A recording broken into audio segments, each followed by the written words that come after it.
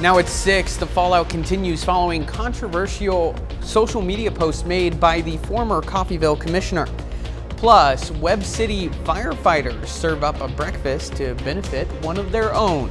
And Ronald McDonald House in Joplin finds new reasons to curl up with a good book. The 4 states' most watched news starts now. A Coffeyville City Commissioner has stepped down following community backlash to a social media post. This is KOAM News at 6. I'm Anthony Saviello. In the now deleted post, former Commissioner Don Edwards detailed an encounter he allegedly had with children at the City Aquatic Center. In response, community members accused Edwards of making sexually harassing comments about young women. Along with his resignation, Edwards says he's no longer seeking re-election. In his resignation letter to the commission, Edwards apologized, saying, quote, "The comment in question has caused a lot of upset in our community and is a distraction from the many positive things happening at the city of Coffeyville." In a statement, the Coffeyville mayor says the statements made by Edwards do not reflect the values, beliefs, or standards of the city of Coffeyville.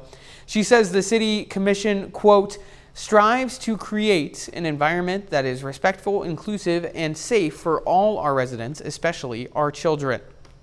At a meeting earlier this week, commissioners appointed former Commissioner Pam Jones to fill the vacant position. The city of Knoll rescinds a transfer of a job position just ahead of a planned protest.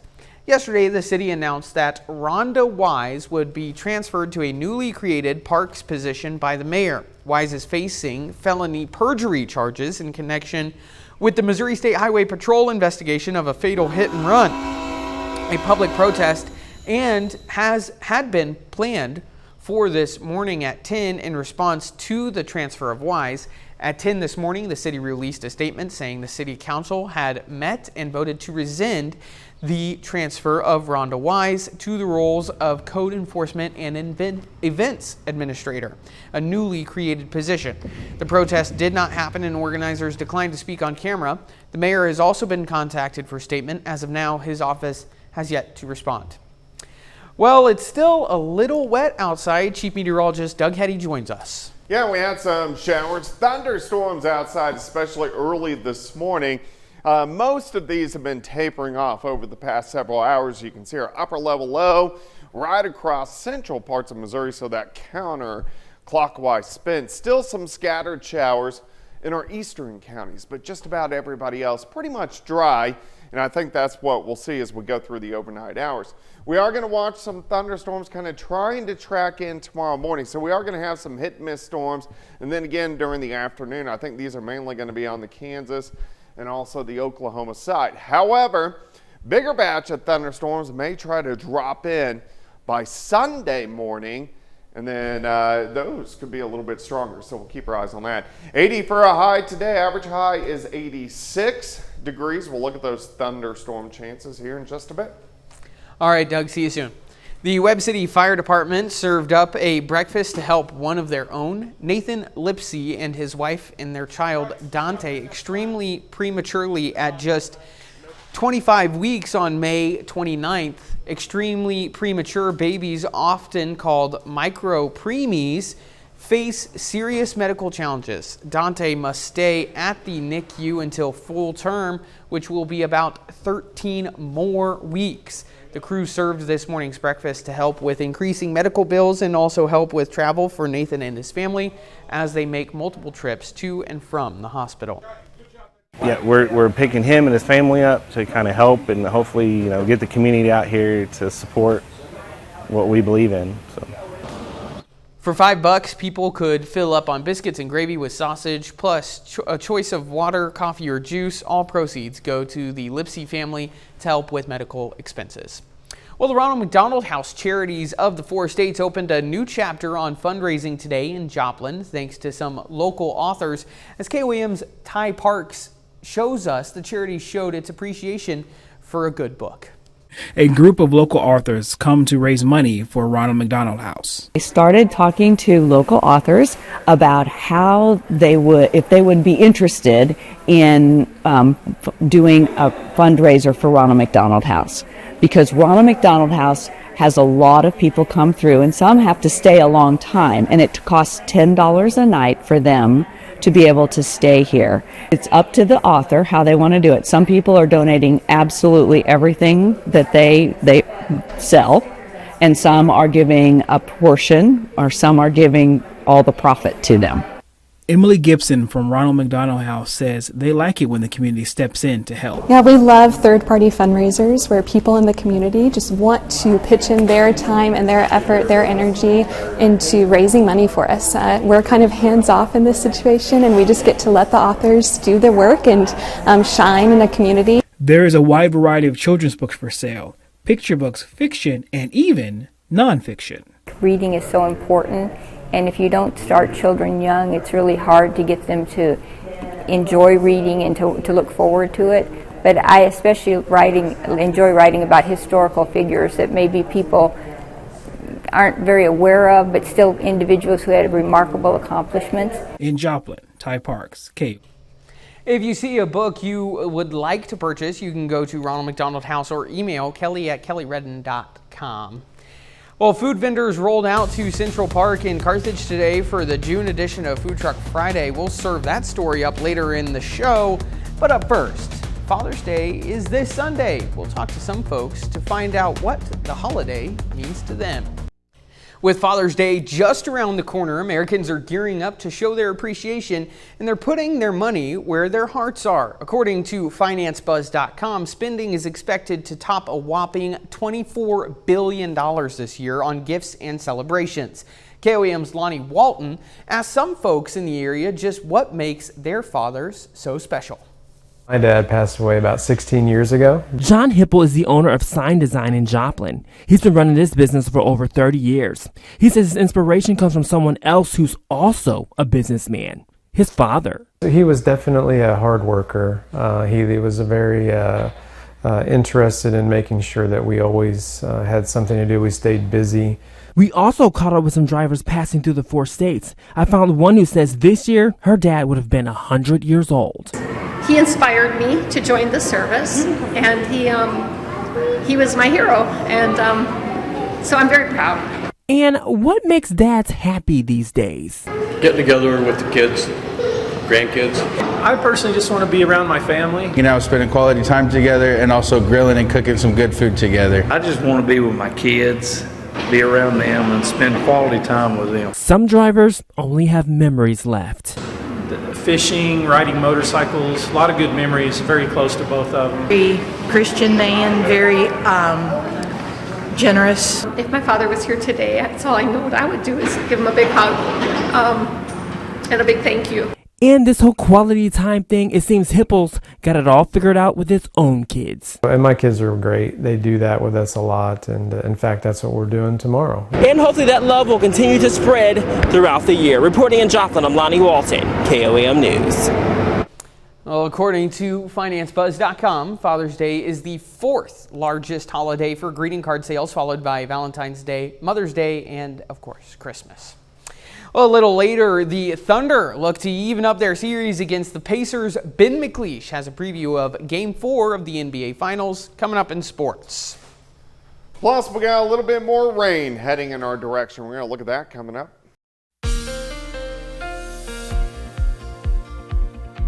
It turned out to be a nice Friday for us today, but we did get some showers, some thunderstorms, especially during the morning hours. We have a upper level low that is pushing through central Missouri. You can see that kind of counterclockwise twist with that counterclockwise rotation. This low is heading out, but it's still producing some at least light showers in our far eastern counties, and these will continue to push out of the region. So we look pretty good as we go through the overnight hours tonight. But rain chances, they're going to sneak back in as we go into the weekend. I think most of us are good tomorrow, except for western and southwestern counties. As we go into Sunday, those rain chances start to sneak back in, especially late Saturday night, Sunday morning, And then as we go into Sunday afternoon, it's still kind of sticking around. So Saturday will be the better of the 2 days to get outside. Let's go through time. Again, tonight, pretty quiet across the region. Temperatures are going to be mid-60s by the time you get up in the morning. As we go through the morning hours, hit and miss shower, southeast Kansas, northeastern parts of Oklahoma. Once we get to Saturday afternoon, our temperatures will start to warm up, mid-80s. Once we get into the afternoon, I think most of us 85, 86, 87 degrees, but we are going to have some hit and miss little thunderstorms in our far western counties. Most of us, I think, will stay dry. A little bit of a change, though, by Sunday morning. Bigger complex starts to work in. Some of these storms could be a little bit stronger, low grade severe, so we got to watch that, and kind of dropping through, getting in a little bit more widespread. So here's 9 o'clock in the morning, getting to the state line. Scattered thunderstorms sink through the region. It looks like the strongest will drop into northeastern Oklahoma, so if you're going to Grand Lake, watch out for that as we go through the weekend. And even Sunday afternoon, still some hit and miss, scattered showers and a few thunderstorms across the region. Here's Sunday evening, still a few hit and miss guys. So Saturday will be the drier of the two, but we are still going to have those rain chances around. How much could we get? Well, we got to see where that heavier band sinks in, but I think it's a pretty good bet on average. Most of us will pick up an additional quarter, maybe upwards to a half an inch as we go through the weekend. 86 Saturday, 80 on Sunday. Those scattered thunderstorms, of course, the second half of the weekend. Looking outside, and Pittsburgh looks pretty good for us right now. Temperatures upper 70s to near 80 on the Missouri side, and then you climb into the mid 80s once you get into our far western counties. As we go through the evening hours, we slide back through the 70s into the 80s. And all the rain we've had over the past couple days is due to this upper level low, and this works out. We still get these waves kind of rotating around an area of high pressure, so it keeps those rain chances around the next 2 days, and then we'll start to see a drying trend by next week. 86 Saturday, 82 on Sunday, 87 Monday. But look at this, by next week, climbing near 90 degrees, if not into lower 90s for highs.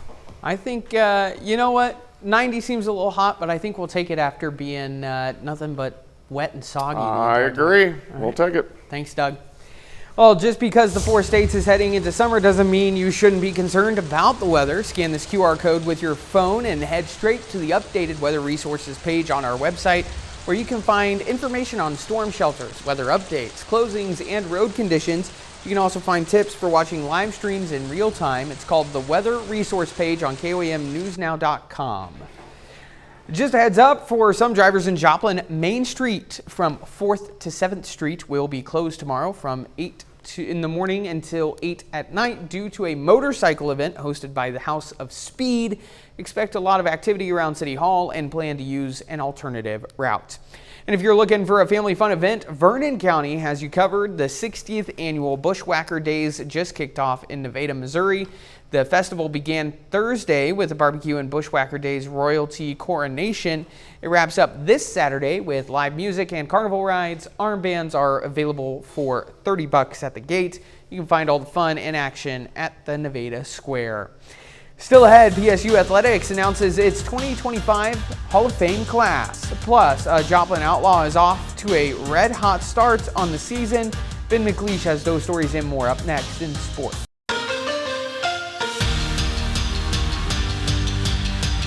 Earlier this week, Pitt State Athletics announced its 2025 Hall of Fame class. The class includes 8 new members featuring 6 former players, 1 coach, and an entire team. Congratulations to Gretchen Clark-Love and Leah Shireman-Smith, former women's track and field stars, Zach Dickey, Shane Tafoya, and Phil Skeppens from the football program, Lizzie Geronimus, women's basketball player, Dennis Franchione, PSU football coach, and the entire 1994 Gorilla softball team. All members will be formally inducted the weekend of November 1st. After getting rained out yesterday, the Joplin Outlaws were supposed to have a doubleheader against Fort Smith tonight. But the Outlaws just can't catch a break with the weather. Tonight's games were also postponed. Weather permitting, Joplin will be back at Joe Becker Stadium tomorrow to start a 2-game series against the 14-1 Sherman Shadowcats. But rain or shine, one Outlaws player is putting up impressive numbers this season. Merkel Turner is batting a league-leading .435 on the year with a .490 on-base percentage. He also leads the league with 9 stolen bases.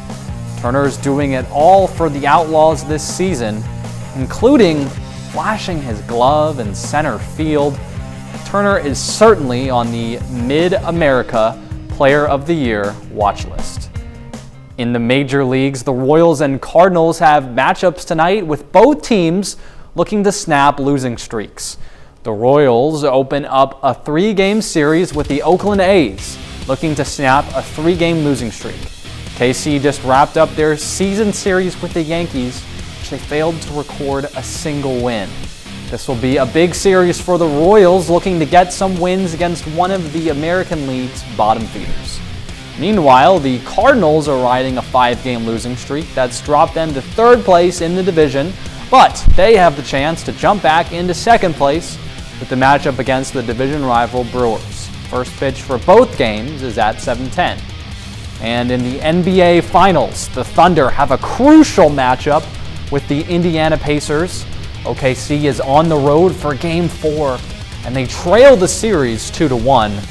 Only one team in NBA history has ever come back from a 3-1 deficit in the NBA Finals, and that team had LeBron James. So I think it's fair to say that this is a must-win game for the Thunder. Tip-off is set for 7:30. Yeah, it's interesting. I'm interested to see. I hope the Thunder can do it for sure. Yeah, this is a very important game, and it's a road matchup, so they're going to have to cook up some magic away from home. Yeah, we'll be right back. Here's a look at what's coming up on KOAM News at 9 on Fox 14. We'll take you to a stretch of Missouri interstate that's being transformed into an urban garden. Plus, Israel and Iran exchange strikes. We'll have the latest on the escalating tensions in the Middle East. Those stories and a lot more tonight at KOAM News at 9 on Fox 14. Well, Food Truck Friday turned Central Park into a hub of flavor, fun, and community connection. Visitors lined up to sample food for more than a dozen trucks and vendors serving up everything from cheesecake milkshakes to street tacos and more. For local businesses, the event serves as a chance to introduce their new food trailer to the Carthage crowd. And it wasn't the worst day to get out and get in a food truck. Most of the rain was during the morning hours, so through the afternoon into the evening, it's looked pretty good. We are going to have some random storms tomorrow, mainly on the Kansas and the Oklahoma side. Better chance for everybody to get thunderstorms, especially on Sunday morning. 80s over the weekend, 90s sneak in next week. All right. And a final sports note for us. The Thunder have a very important matchup tonight against the Pacers in the NBA Finals. It's win to even up the series or lose to go down 3-1. So it should be a good game. Yeah, see if they can do it. He's so much taller than we are. Thanks for watching. We're right back here at 10. Have a great night.